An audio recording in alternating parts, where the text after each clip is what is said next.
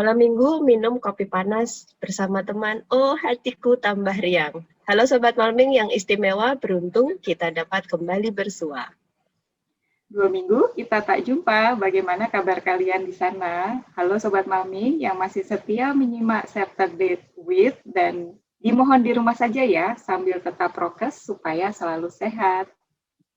Betul sekali, Bu Yusefa. Semoga obrolan kali ini bisa mengisi waktu luang Sobat Malming yang mungkin sedang tidak boleh ngapel karena PPKM ya. Tapi tentunya buat kebaikan kita bersama kok. Atau untuk mengakomodasi yang lagi nggak bisa malam mingguan bareng Mas Thomas. Tapi kalau buka tuh nggak ngefek sih ya, PPKM sama enggak. Sama Nah, terus. jadi kayaknya PPKM ini somehow gitu ya Bu ya, make you feel better ya. Iya, karena everyone does this, Bu. I'm not alone. Okay. Nah, episode ini kita juga buka sesi kirim-kirim pesan dan lagu kali ya, supaya yang nggak bisa malam mingguan itu tetap bisa gimana ya, merasa dekat dengan yang di sana gitu ya. Ya, saya boleh request DJ. Saya Bu, buat siapa? Sini aku ada yang nyampein, aku nyanyi langsung juga boleh kok Bu. Gue nggak usah Mas, nggak usah. Nanti kalau jadi request nggak ketahuan siapa di balik misteri ini. BTW, kita kedatangan tamu yang spesial malam ini. Jadi masih muda tapi prestasinya luar biasa gitu. Sebelum kita mulai ngobrol tapi ya, saya mau mengumumkan siapa saja yang dapat giveaway. Karena di episode yang sebelumnya Mbak Flora bersama dengan Penerbit Kanisius membagikan buku. Dan selamat untuk Sobat Malming yang paling setia, Bernadetta Siska dan Mbak Agatha Sukma. Kemudian ada Sobat Malming Idola Host, Saturday with Kak Dwi dari UPH. Kemudian ada librarian panutan kami, Pak Nin dari Pandeglang. Kemudian guru inspiratif, Miss D dari SMP Negeri Sungai Selan. Dan buku-buku akan dikirim ke alamat masing-masing. Jadi mohon penerima giveaway bisa mengontak kami ya untuk menginfokan alamat pengiriman. Jadi selamat sekali lagi untuk teman-teman yang mendapatkan buku dari Mbak Flora dan Penerbit Kanisius. Nah, sekarang yang kita tunggu-tunggu ini, teman ngobrol kita malam ini, perkenalkan ada Mbak Olive, Duta Baca Jogja. Ini senang banget kami Mbak pas ngajakin ngobrol Mbak Olive, kemudian langsung dibalas gitu ya, dan bersedia untuk diajakin ngobrol. Terima kasih sekali Mbak Olive sudah hadir malam ini. Nah, halo, Sobat Malming, terima kasih halo. Udah diundang. Terima kasih sekali Mbak sudah meluangkan waktunya untuk ngobrol-ngobrol malam ini. Dan tema malam ini kita akan ngobrol seputar bagaimana literasi kita gitu ya, bersama dengan Mbak Olive. Ini seperti yang tadi sudah disebutkan, beliau adalah Duta Baca Jogja dan juga pegiat literasi di Yogyakarta. Perkenalkan dulu Mbak Olive, saya Uke dari UMY dan ada teman-teman saya juga. Halo Mbak Yusefa dan Mas Thomas. Halo Mbak Olive, terima kasih banyak untuk waktunya ya. Saya Thomas dari Sadar Dharma dan kami sebenarnya ingin sekali mengenal Mbak Olive lebih dekat. Jadi silahkan coba memperkenalkan diri, mungkin hobinya apa, kesibukannya apa, atau hal lainnya yang boleh juga di-share. Silahkan Mbak Olive. Sekarang lebih dekatnya harus secara online ya, karena nggak bisa ketemu langsung. Iya betul, bisanya gitu ya Mbak. Jadi aku sekarang sebetulnya masih semester akhir di Universitas Gadjah Mada, jurusan filsafat, tapi tinggal skripsi, mudah-mudahan segera selesai, amin. Terus sekarang aku menjabat sebagai editor tetap di Gradient Media Tama. Sekarang udah masuk ke tahun kedua, alhamdulillah. Terus sekarang kesibukan, aku sudah bukan jadi duta baca, jadi aku disclaimer dulu, karena udah ada penggantinya dari tahun lalu. Jadi aku jadi duta baca DIY itu sejak tahun 2018 sampai 2020. Terus 2020 akhirnya digantikan. Tapi sebetulnya aku sudah bergerak di dunia literasi dari bahkan sebelum aku masuk di klub-klub buku dan sebelum aku terpilih jadi duta baca juga. Jadi emang udah hobi dari kecil banget sebetulnya. Terus kalau misalnya ditanya sebetulnya aku itu apa, aku lebih sering mengenalkan diri sebagai pembaca yang menulis, alih-alih mengaku sebagai penulis. Jadi mungkin itu dulu kali ya untuk perkenalan di awal. Oke, Mbak. Terima kasih. Terima kasih perkenalannya ya Mbak Olive ya. Keren nih, keren. Auranya udah kerasa nih. Kenalin dulu, saya Yusefa dari Sanata Dharma juga Mbak. Nah, tadi sedikit Mbak Olive udah menyinggung ya, Mbak Olive itu apa atau siapa gitu ya. Jadi apa sih pembaca yang menulis gitu ya.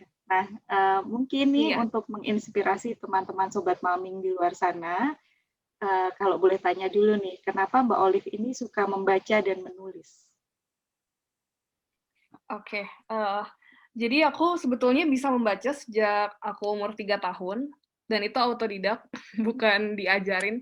Karena dulu aku dibelikan buku untuk belajar membaca, dan buku anak-anak, ya terus aku belajar sendiri huruf-hurufnya sampai akhirnya tiba-tiba bisa baca.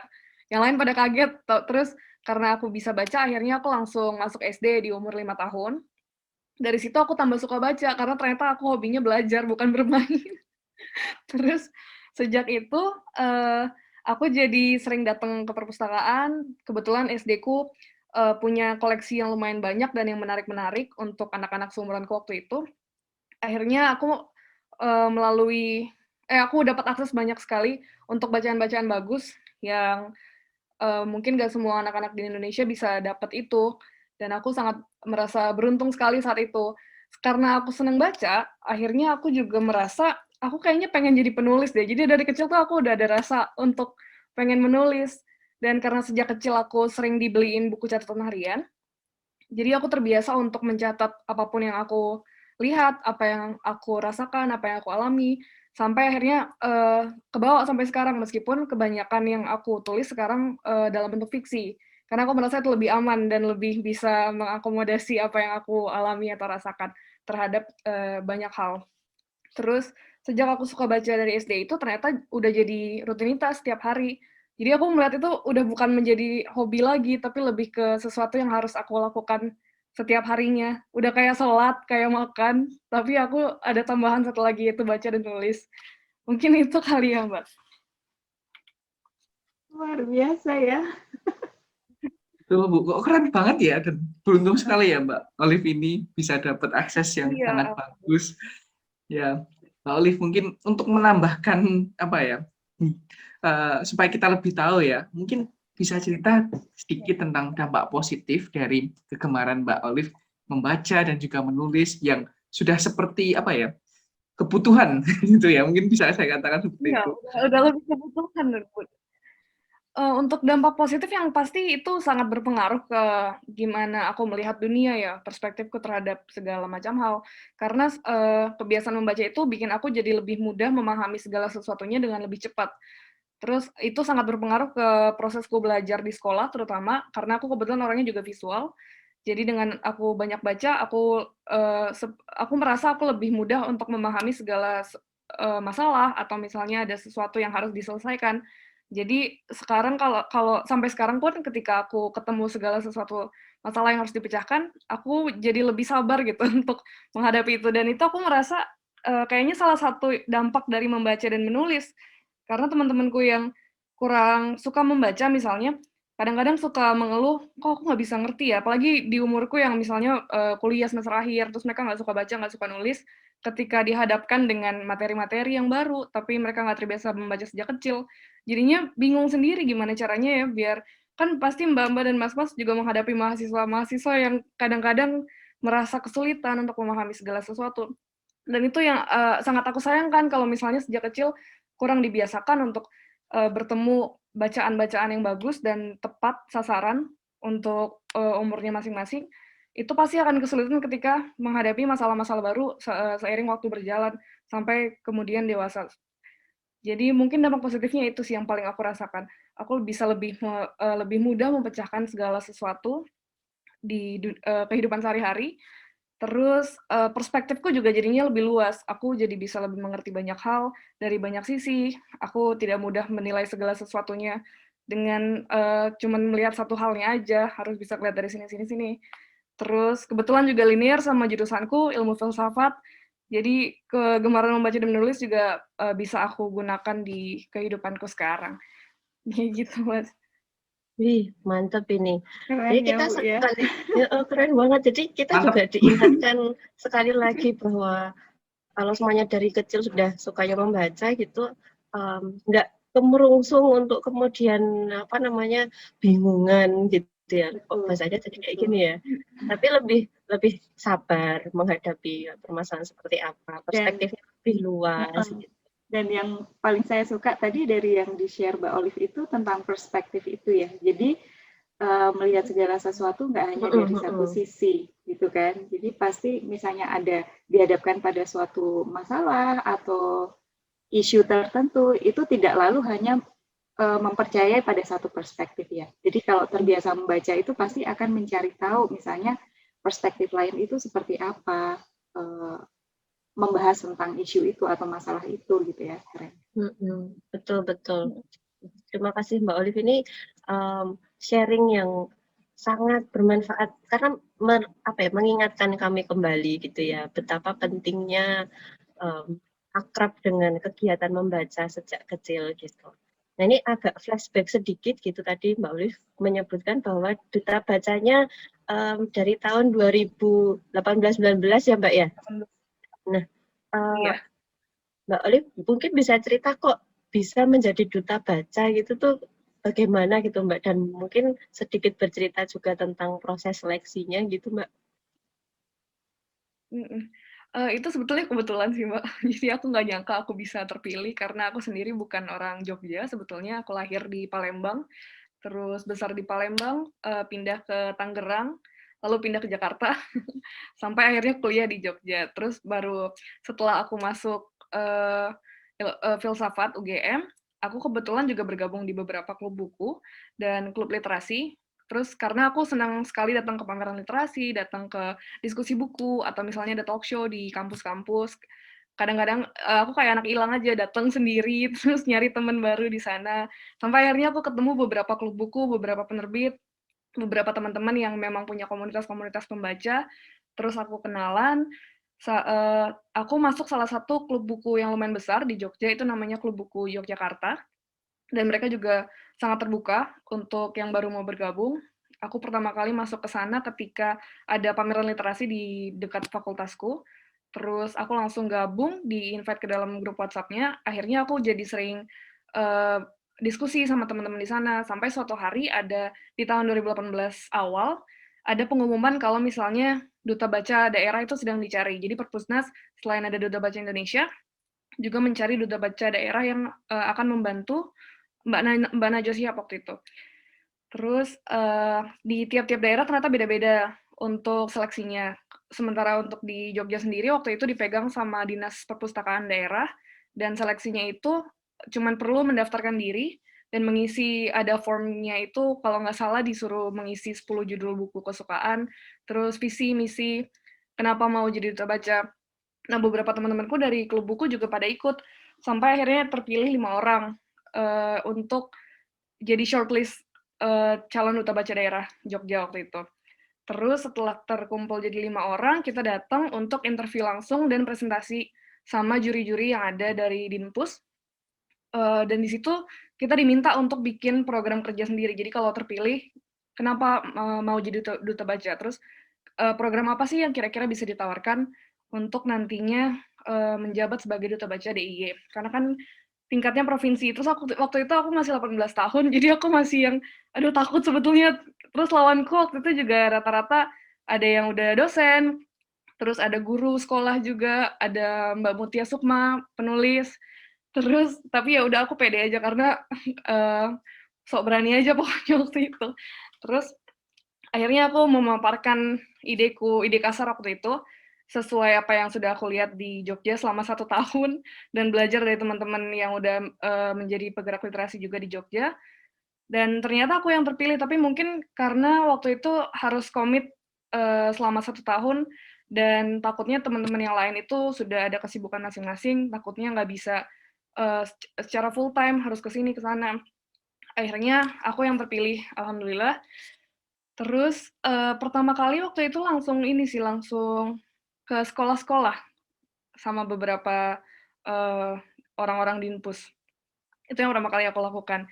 Jadi proses seleksinya kayak gitu. Terus waktu itu juga aku masih bingung, sampai akhirnya di-invite ke grup Duta Baca Daerah Satu Indonesia. Jadi lebih banyak bertanya sama teman-teman Duta Baca Daerah yang lain, yang ternyata juga seumuran dengan aku. Jadi aku dapat teman banyak, dan di situ aku senang banget, karena jadinya bisa saling sharing dengan daerah-daerah lain juga, meskipun aku juga waktu itu harus belajar banyak tentang Jogja sendiri. Jadi pendeknya kayak gitu, Mbak.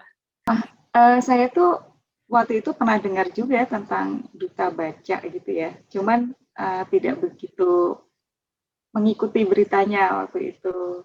Nah, lalu tadi Mbak Olive sempat menyebutkan ya beberapa programnya. Yang pertama kayak diajak ke sekolah-sekolah gitu ya. Nah, mungkin ada program-program lain yang mungkin bisa disebutkan Mbak Olive juga selain ke sekolah-sekolah, lalu mengajak anak-anak untuk membaca. Itu kira-kira ada program apa lagi sih Mbak yang harus Mbak Olive lakukan sebagai duta baca untuk mempromosikan literasi dan minat baca gitu? Waktu itu sebetulnya jadi sejak aku daftar, ternyata dilemparkan semuanya kepada duta bacanya, Mbak. Awalnya aku pikir bakal ada tugas nih dari Dinas Perpustakaan yang kira-kira apa aja sih yang harus aku lakuin, terus apa aja yang kira-kira bisa mereka bimbing supaya aku ada yang aku harus lakukan gitu. Jadi ada clue-nya aku harus ngapain, ternyata dilepas sama sekali. Itu aku agak kaget juga sebetulnya, kalau nggak ada teman-teman aku pasti bingung banget harus ngapain. Tapi aku menawarkan diriku untuk waktu itu sebagai jembatan antara pembaca, penulis, terus pegiat literasi, teman-teman dari perpustakaan, sekaligus segala pelaku yang ada di dunia perbukuan. Karena aku merasa itu yang kadang-kadang kurang dilakukan di Indonesia. Jadi ada pembaca, tapi ya sesama pembaca aja, ada penulis, tapi nongkrongnya juga cuma sesama penulis, penerbit juga ada banyak, tapi mereka juga berkumpulnya hanya sesama penerbit. Terus masing-masing punya masalah, misalnya pembaca kesusahan mencari bacaan baru misalnya. Terus penulis kadang-kadang kesusahan untuk mempromosikan karya-karya mereka. Terus teman-teman dari perpustakaan kadang-kadang bingung buku semacam apa sih yang harus dimasukkan di perpustakaan supaya ada banyak orang-orang yang mau datang ke perpustakaan. Terus di lain sisi penerbit juga lagi bingung karena penerbitnya makin banyak, terus pembacanya juga, meskipun pembacanya makin banyak, tapi belum tentu mereka bisa langsung tahu dengan penerbit-penerbit baru, terutama penerbit yang masih kecil. Jadi di situ aku menawarkan diri untuk menjadi jembatan, karena aku merasa aku termasuk di semuanya. Aku suka ke perpustakaan, aku menulis, aku membaca, terus aku juga tergabung di beberapa penerbit. Waktu itu masih sebagai freelancer, tapi aku sering main ke mereka, kadang-kadang untuk cari buku baru, kadang-kadang untuk membagikan buku-buku mereka juga, karena mereka juga suka minta bantuan, kira-kira buku macam apa ya yang harus kita terbitkan lagi. Terus jadi itu dasarnya, yang mendasari apa aja yang bakal aku lakukan selanjutnya. Dari situ akhirnya aku kerjasama sama banyak pihak, salah satunya dengan penerbit. Misalnya mereka punya buku-buku lama yang yang terlalu banyak dicetak dan sudah tidak masuk toko buku. Kadang-kadang mereka ada yang menitipkan ke aku untuk dibawa ke taman bacaan, ke perpustakaan, atau ke sekolah-sekolah yang bukunya kurang. Jadi nanti aku menyalurkan itu. Terus ada juga misalnya pembaca yang kesusahan, ada taman baca yang kurang akses ke buku-buku baru atau buku-buku bagus. Aku juga membantu mereka untuk gimana caranya sih biar koleksinya tuh selalu berkembang, jangan cuma buku-buku yang lama aja. Terus di perpustakaan juga aku sempat mengkritik beberapa buku-buku yang kurasa itu buku-buku proyekan. Ini kayaknya agak kontroversial ya kalau misalnya aku sebutkan, tapi aku sering banget bahas ini di sosial media. Salah satu yang sering aku kritik karena banyak sekali perpustakaan yang kok ini kesannya bukunya sebetulnya cuman diadakan karena pihak-pihak tertentu yang pengen. Jadi waktu itu aku juga pernah protes soal itu, kenapa nggak minta aja dari penerbit, atau misalnya beli buku penerbit, kan pasti mereka mau kasih harga murah meskipun kalau misalnya belinya banyak. Jadi nggak harus cuman bukunya yang diadakan entah dari mana, cuman biar ada catatan pengeluaran untuk perpustakaan, itu kan perlu dipertanyakan. Terus perpustakaan yang di bawah naungan lembaga tertentu biasanya. Tapi kalau perpustakaan alternatif, biasanya aku menarik pembaca atau penulis untuk main ke sana. Jadi kan kadang-kadang penulis ada yang butuh tempat untuk cari referensi, pembaca juga ada yang butuh bacaan secara gratis. Jadi perpustakaannya ramai, terus pembaca dan penulisnya dapat tempat juga. Nah itu program-programnya macam-macam. Jadi kadang-kadang aku ngadain talk show, atau misalnya aku kerjasama sama tempat tertentu seperti kafe yang ada perpustakaannya atau perpustakaan alternatif. Jadi tempat mereka ramai, terus jadi ada acara untuk terus-terusan memperbincangkan buku. Kebanyakan itu sih Mbak ininya untuk program. Jadi ada diskusi, ada talk show. Dan itu dulu sebelum pandemi itu bisa tiap minggu sekali 2 kali. Tapi setelah pandemi aku sedih banget karena jadinya nggak bisa langsung ngobrol bareng-bareng. Jadi kalau bisa saya ambil sedikit kesimpulan dari Mbak Olive tadi, permasalahan yang ada itu karena sesama aktor literasinya belum pada ketemu gitu ya Mbak ya. Terus Mbak Olive mengambil peran sebagai jembatan. Jadi memperluas akses gitu ya Mbak ya kepada masing-masing biar bisa saling ketemu gitu ya Mbak Olive. Iya, benar.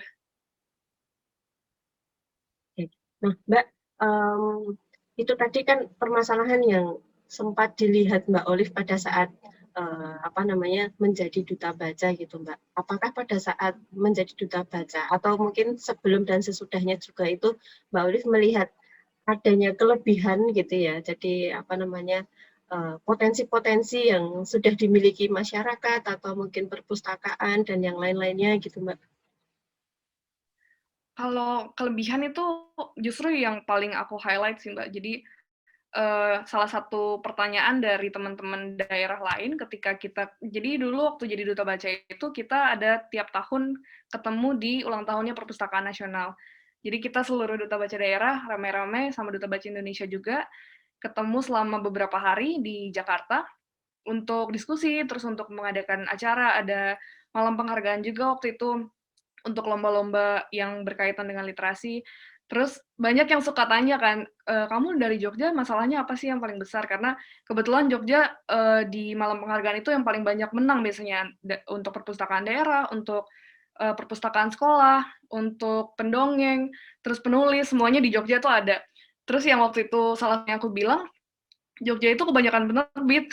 Jadi itu yang waktu itu justru aku bilang sebagai masalah, karena di penerbit di Jogja itu ada banyak banget, ada 100 lebih kayaknya.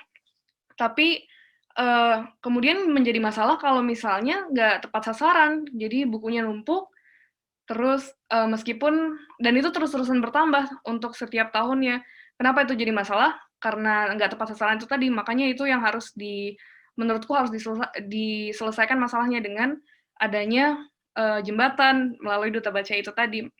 Terus, tapi kelebihannya tentu banyak sekali ya, karena ini aku ngomong mungkin dari Jogja aja, tapi kalau misalnya untuk seluruh Indonesia, aku selalu bilang kalau minat baca anak-anak itu tinggi, dan kalau ada yang nggak percaya, aku biasanya pakai contohnya aku sendiri, karena aku suka baca dulu, karena aku diberikan akses kepada bacaan. Namanya anak-anak kan semuanya itu pasti pada penasaran untuk hal-hal baru ya, termasuk kegiatan membaca itu sendiri. Tapi kalau misalnya dia yang disediakan hanya mainan, yang disediakan hanya gadget, ya mereka penasarannya kepada hal-hal itu, bukan kepada bacaan. Dan itu juga aku buktikan sendiri ketika aku keliling. Jadi aku sempat ke SD, aku sempat ke desa-desa yang banyak anak-anaknya. Mereka tuh pada suka membaca. Terus di Jogja kebetulan kita dapat sumbangan dari Singapura waktu itu. Jadi ada salah satu foundation di Singapura yang memberikan sumbangan 2 mobil perpustakaan keliling untuk Jogja, beserta isinya, dan mereka juga kasih beberapa iPad untuk mengakses seluruh bacaan yang ada di situ. Mobilnya ini biasanya keliling ke sekolah-sekolah yang masih koleksinya kurang. Aku sempat ikut beberapa kali, dan tiap aku ke sana, ke sekolah-sekolah itu, mereka benar-benar yang sangat senang. Jadi benar-benar, meskipun seminggu sekali, mereka benar-benar nungguin, dan sekalinya datang tuh langsung pinjem banyak untuk terus-terusan baca, sampai minggu depannya dibalikin, terus pinjem lagi. Aku sempat tanya ke mereka, kalian suka baca? Terus mereka bilang, oh iya suka banget Kak. Meskipun mereka juga punya akses ke handphone, punya akses ke TV, Tapi ketika dikasih akses kepada buku, mereka senang dan mereka betul-betul baca, karena aku sempat tanya juga, suka baca buku apa aja, mereka nyebutin judulnya, nyebutin penulisnya, dan mereka sangat update. Tapi yang aku sayangkan, nggak semua sekolah kan bisa dapat itu. Terus kalaupun dapat juga, bukunya belum tentu untuk buku anak-anak. Aku sempat cek, ada beberapa buku yang mungkin lebih cocok untuk bacaan anak SMA, atau lebih cocok untuk orang-orang dewasa. Jadi sebetulnya minat baca itu menjadi kelebihan orang Indonesia, karena kita kan sering penasaran terhadap segala sesuatu, dan aku merasa kita sebenarnya cukup dekat dengan tulisan kalau misalnya ada akses ke sana. Tapi ya itu tadi, jadi aksesnya yang menjadi masalah, dan itu kemudian berlanjut kepada masalah soal pemahaman literasi, karena itu yang menjadi dasar dari kita kurang memahami literasi itu sendiri. Mungkin itu, Mbak. Tapi aku sangat optimis sih dengan minat baca dan literasi di Indonesia. Lebih banyak kelebihannya dibanding. Berarti bisa saya simpulkan kalau sebenarnya kalau ada yang bilang beberapa orang atau beberapa statement yang kadang muncul ya di tulisan itu mengatakan bahwa minat baca Indonesia itu masih rendah. Jadi itu sebenarnya mitos ya, atau nggak benar ya Mbak Olive ya? Kalau dari statementnya Mbak Olive tadi mengatakan minat bacanya sudah tinggi. Cuman yang masih menjadi PR untuk kita adalah bagaimana membantu mereka yang minat bacanya sudah tinggi ini, anak-anak yang minat bacanya sudah tinggi ini, memahami bacaan yang sudah mereka baca gitu ya Mbak Olive ya. Iya. Jadi lebih ke pemahaman. Iya, nanti yang berujung ke pemahaman literasi itu sendiri. Pemahaman literasi, dan saya rasa pemahaman literasi itu penting sekali ya. Jadi memang minat baca yang tinggi itu sudah bagus, dan itu perlu kita apresiasi ya, karena saya pikir ini adalah kerja bersama dari banyak pihak gitu. Namun yang menjadi PR adalah pemahaman itu sendiri ya, karena kalau kita lihat nih masih banyak juga yang kadang membaca itu tadi dan lalu hanya melihat dari satu perspektif lalu mempercayainya. Nanti ujung-ujungnya adalah hoax, atau mungkin juga menurut saya PR yang lain adalah bagaimana membantu anak-anak ini untuk mengetahui bacaan mana yang sebenarnya tepat gitu ya. Bacaan mana yang tepat, bacaan mana yang bisa dipercaya, seperti itu ya. Itu juga. Oke. Berarti Mas Thomas dan Bu Uke, itu mitos ya, kalau misalnya ada yang mengatakan bahwa minat baca anak di Indonesia itu rendah gitu ya. Karena pada kenyataannya sebenarnya minat bacanya sudah tinggi begitu. Baik, seru-seru. Ya, betul. Cuma perlu diarahkan ya sepertinya anak-anak ini. Terima kasih Mbak Olive sudah membuka mata kami juga. Tetapi ada satu hal yang ingin saya tanyakan ini, terkait klub literasi yang Mbak Olive ikut. Saya penasaran, dan mungkin teman-teman yang mendengarkan juga nanti akan penasaran. Boleh dong disebutin klub-klub baca yang Mbak Olive ikuti, dan mungkin bagaimana cara kontak mereka supaya kalau ada yang tertarik bisa ikut, atau mungkin buka tertarik dan mencari jodoh di sana, silakan buka. Silakan Mbak Olive. Oke. Untuk sekarang aku yang masih aktif itu di Klub Buku Yogyakarta. Kebetulan nanti minggu depan kita juga ada diskusinya itu buku aku sendiri, jadi nanti aku sekaligus untuk menjadi speakernya juga. Terus ada Klub Baca Yogyakarta, itu yang bikin Bentang Pustaka. Aku nggak begitu aktif di sana, tapi aku masih tergabung, dan sekarang tinggal di WhatsApp aja yang masih aktif, karena belum berani untuk bertemu rame-rame. Terus dulu aku pernah ikut di Klub Buku Cafe Basa Basi, kebetulan aku yang jadi ketuanya, tapi udah nggak ada klubnya karena satu dan lain hal. Tapi sekarang kayaknya di Basa Basi masih sering mengadakan diskusi. Dulu sih di kafenya, nggak tahu kalau sekarang mungkin lebih sering di live Instagram atau di secara online. Terus apalagi ya, aku di kampus juga ikut, tapi kebanyakan sekarang lebih ke main ke teman-teman dari komunitas sih. Jadi aku loncat-loncat meskipun aku nggak betul-betul jadi anggota mereka. Dulu aku sempat di perpustakaan jalanan juga, sempat beberapa kali datang. Mereka di Tugu kan dulu, jadi ada bukunya terus yang lewat boleh baca langsung di situ. Terus sekarang selama setahun terakhir, waktu masih boleh keluar dan waktu kafe-kafe masih buka, aku sering ke kafe teman-temanku yang juga bikin perpustakaan kecil di dalam kafenya. Kadang-kadang mereka nanya, buku apa yang cocok kira-kira untuk kita taruh, karena mereka nggak mau misalnya naruh buku tapi takutnya malah nggak cocok untuk orang-orang yang datang ke kafenya, jadi percuma cuma jadi pajangan kan. Terus mungkin itu ya. Oh, sama satu lagi ada yang pertama kali banget aku ikutin itu dulu ada namanya Bibliophilia, itu di grup lain. Terus teman-teman anak-anaknya sekarang masih sering kontak-kontak tapi udah nggak begitu aktif lagi. Banyak yang nggak aktif tapi banyak juga yang klub-klub baru. Jadi aku seneng sih sebetulnya satu gugur, cuman nanti mereka pindah ke yang lain, terus nanti ada klub buku baru lagi. Terus aku baru tahu juga ada Saturday With, jadi aku kemarin pas aku nonton tuh, wah seru banget, ternyata masih ada banyak sekali di grup-grup atau komunitas-komunitas yang memang membahas literasi secara spesifik. Itu, Mas. Mantap.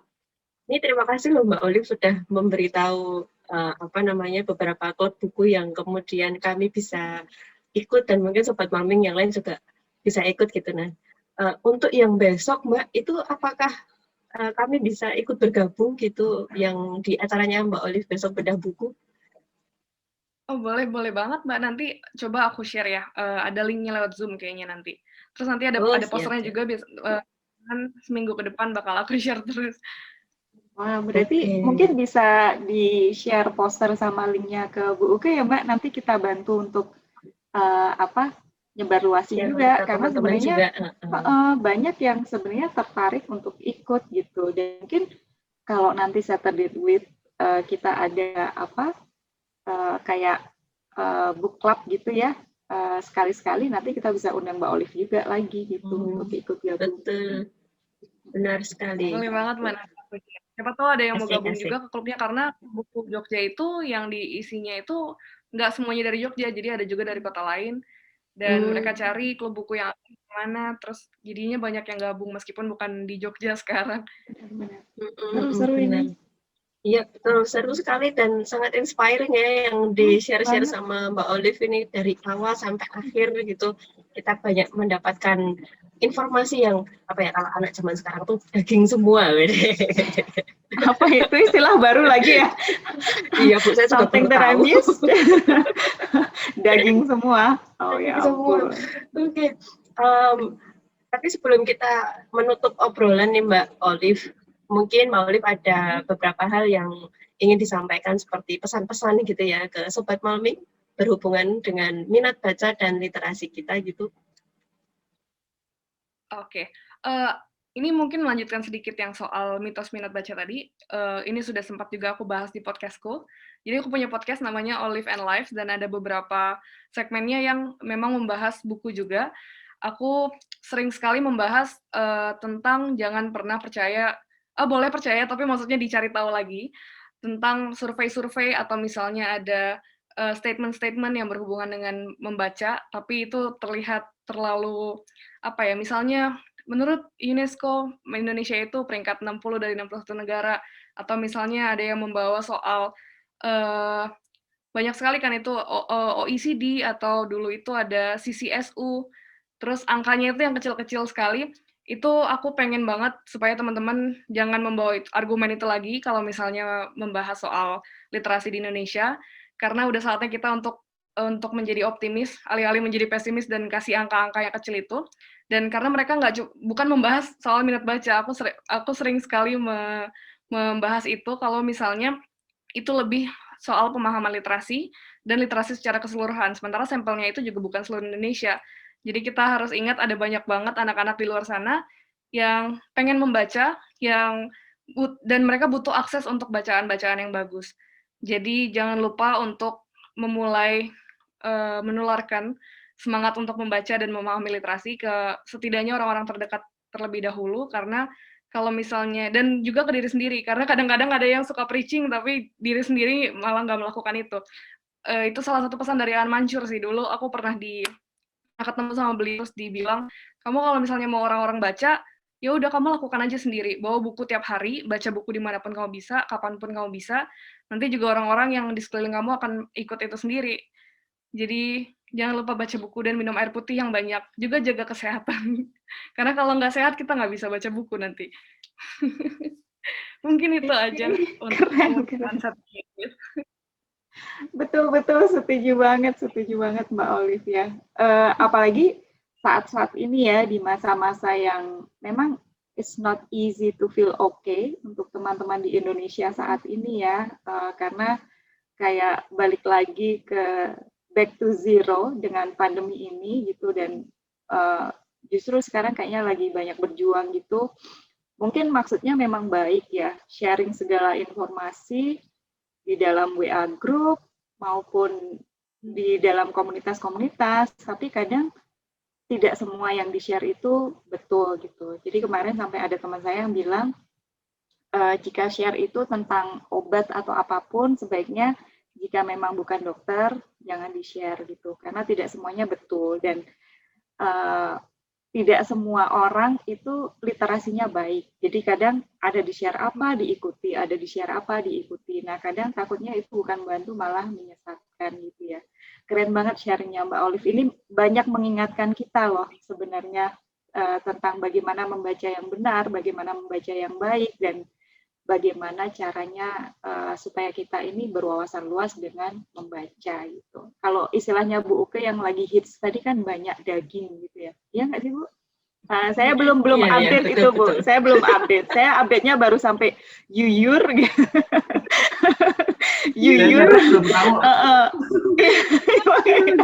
Aduh, yuyur yang di-share Mbak Olive ini keren banget, dan energinya Mbak Olive ini dari awal kerasa banget ya, sangat positif. Betul, betul. Keren banget. Terima kasih Sama banyak ada satu ya. lagi Bu, Gimana Bu Uka? tadi bahwa kalau semuanya kita mau memberikan influence, itu berarti kita sendiri harus melakukan ya tadi. Oh ya, pastinya. Betul sekali, jadi role model gitu ya Mbak ya. Betul. Kan Jiwa. katanya sekarang ini walk the talk itu nggak by talk ya, tapi by doing sebenarnya. Oh iya betul. Walk the do, boleh nggak sih? Ini karena walk the talk itu pastinya talk gitu. Takutnya jatuhnya hanya di talk gitu, tapi harusnya tuh ya itu lead by samples ya, by examples, by doing gitu. Betul. Semoga sharing Mbak Olive bisa memberi informasi kepada Sobat Maming semua, dan sharing-sharingnya pasti sangat bermanfaat ya. Terima kasih banyak ya Mbak Olive untuk waktunya malam ini. Semoga Mbak Olive sehat-sehat selalu. Amin, amin. Ya, dan untuk Sobat Maming semuanya yang di luar sana, tetap sehat-sehat selalu, dan jangan lupa jalankan protokol kesehatan. Bye-bye, selamat malam. Sudah.